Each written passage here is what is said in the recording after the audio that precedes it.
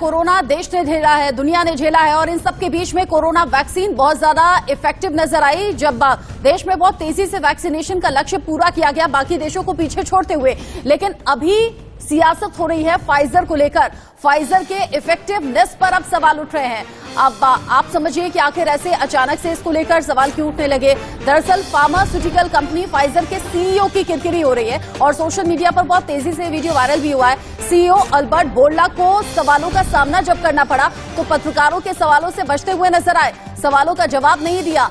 America की दिग्गज pharmaceutical company है फाइजर और फाइजर की वैक्सीन का जिक्र आपने सुना होगा। कोरोना काल के दौरान दावोस में वर्ल्ड इकोनॉमिक फोरम की बैठक का यह मामला है। ऐसे में जब सीईओ से सवाल पूछा गया फाइजर की इफेक्टिवनेस को लेकर तो पत्रकारों के सवालों से बचते हुए नजर आए सीईओ अल्बर्ट बोर्ला।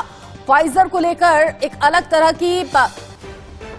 तरह से प्रेशर भी बनाया गया था, उसकी हिमायत भी की गई थी। और अब कोरोना काल में क्यों फाइजर का जिक्र आया था, कैसे आया था, आगे जैसे जैसे खबर बढ़ेगी आप जानेंगे। फाइजर के सीईओ अल्बर्ट बोर्ला का वीडियो वायरल हुआ है जिसमें कोविड-19 वैक्सीन को लेकर उनसे कुछ सवाल पूछे जा रहे हैं। पत्रकारों ने पूछा वैक्सीन ने वायरस को फैलने से आखिर क्यों नहीं रोका, क्यों इसकी इफेक्टिवनेस उतनी नहीं है। पत्रकारों के सवालों से बचते हुए नजर आए फाइजर के सीईओ ने जवाब में कहा, आपका दिन शुभ हो, हैव अ नाइस डे।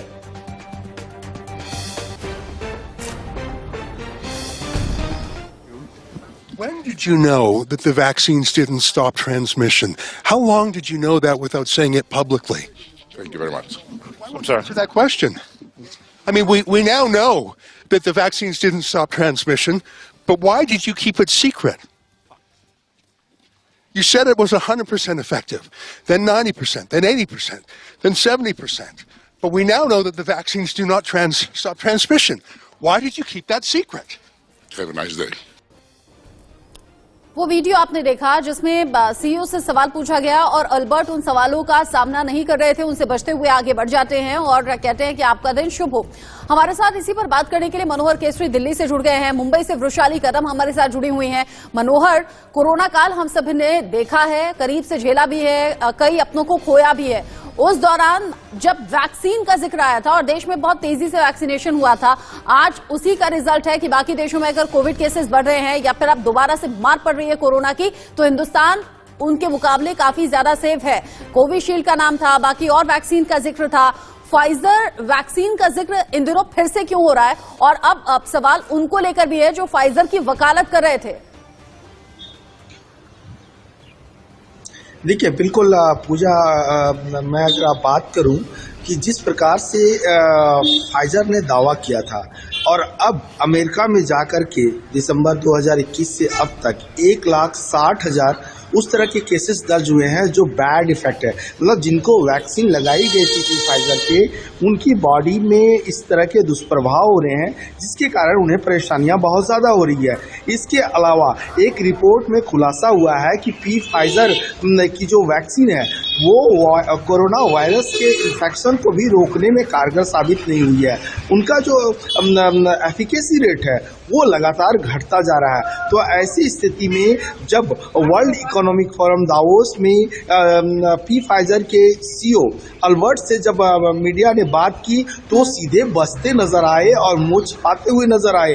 उन्होंने सिर्फ 2 शब्द में कहा, थैंक यू और हैव अ नाइस डे, लेकिन उन तमाम सवालों का जवाब उन्होंने नहीं दिया। वहीं भारत सरकार के केंद्रीय मंत्री, वो भी वर्ल्ड इकोनॉमिक फोरम दावोस में है, राजीव चंद्रशेखर, उन्होंने ट्वीट करके कहा कि भारत में भी कुछ ऐसे नेता हैं जिन्होंने फाइजर के वैक्सीन को भारत में मंजूरी देने के लिए दबाव उन्होंने बनाया था।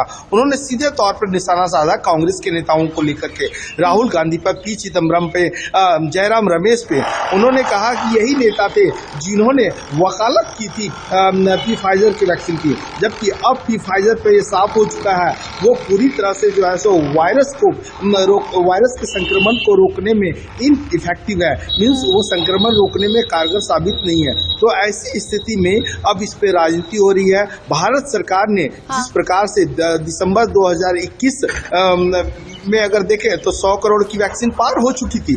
अब 220 करोड़ लोगों को कोविशील्ड, कोवैक्सीन और तमाम वैक्सीन इंडिया में लग चुके हैं और अब आप देखें तो मामले जो है 200 से कम रोजाना आ रहे हैं। तो ऐसी स्थिति में भारत की वैक्सीन कितना कारगर है वो साफ दिख रहा है। और जहां तक फाइजर का सवाल है, जहां तक पॉलिटिकल पार्टियों ने दबाव बनाया था, तो भारत सरकार का जो अब तक का जो फैसला है वो काफी कारगर साबित रहा है। जी और वो कारगर साबित हो रहा है। बाकी देशों को देखते हुए, वहां के हालात को देखते हुए हिंदुस्तान में समझा जा सकता है कि कोविड कैसे कंट्रोल में है। वृशाली भी हमारे साथ हैं, लेकिन उससे पहले जिस वीडियो का मैं जिक्र कर रही हूं जो कि सोशल मीडिया पर बहुत तेजी से वायरल है, फाइजर वैक्सीन को लेकर जब सवाल पूछा गया सीईओ अल्बर्ट से, तो कैसे उन्होंने सवालों से बचने की कोशिश की, सवालों को टालते हुए नजर आए। और जैसे मनोहर ने कहा, उन्होंने सिर्फ इतना कहा, thank you so much, have a nice day, मतलब सवालों का जवाब नहीं दिया। सवाल उनसे पूछा गया था फाइजर की इफेक्टिवनेस को लेकर। मनोहर बता रहे हैं जिन्होंने फाइजर लगवाई थी उन्हें दुष्परिणाम उनकी बॉडी में देखने को मिल रहे हैं। एक बार ये वीडियो देखिए। Ask you, when did you know that the vaccines didn't stop transmission? How long did you know that without saying it publicly? Thank you very much. I'm sorry. Answer that question. I mean, we now know that the vaccines didn't stop transmission, but why did you keep it secret? You said it was 100% effective, then 90%, then 80%, then 70%.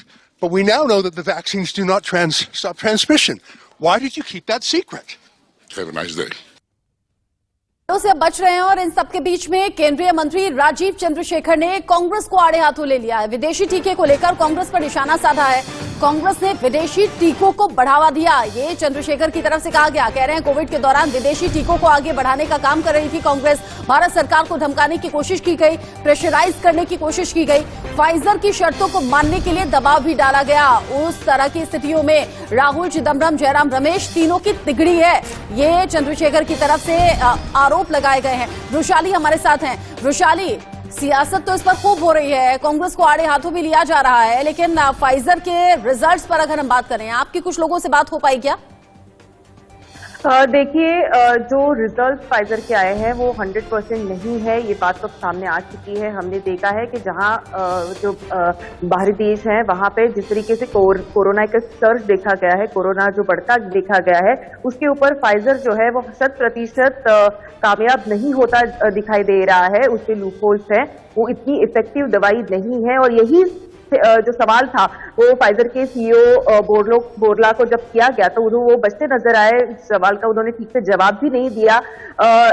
इससे ये बात साफ हो जाती है कि जब भारत में कोरोना का प्रभाव था उस वक्त भी फाइजर का नाम आया था, फाइजर कंपनी आई थी, और जो बॉन्ड साइन करने की बात उन्होंने रखी थी वो सबसे महत्वपूर्ण है। जो चंद्रशेखर जी ने भी जिसका जिक्र किया है, वो कहते हैं कि एक बॉन्ड जो साइन करना था जिसके तहत अगर ये 100% इफेक्टिव नहीं होती है। और केंद्रीय मंत्री ने इस वक्त ये सवाल उठाए हैं जब चीन, जापान और बाकी देशों का हाल कोरोना से बुरा है, ऐसे में कांग्रेस को भी आड़े हाथों ले लिया है और ये पूछा है कि उस तरह के हालात जब विपरीत थे क्यों कांग्रेस प्रेशराइज कर रही थी फाइजर को लेकर। बहुत शुक्रिया वृशाली, बहुत शुक्रिया मनोहर, इस अपडेट को हमारे दर्शकों के साथ साझा करने के लिए।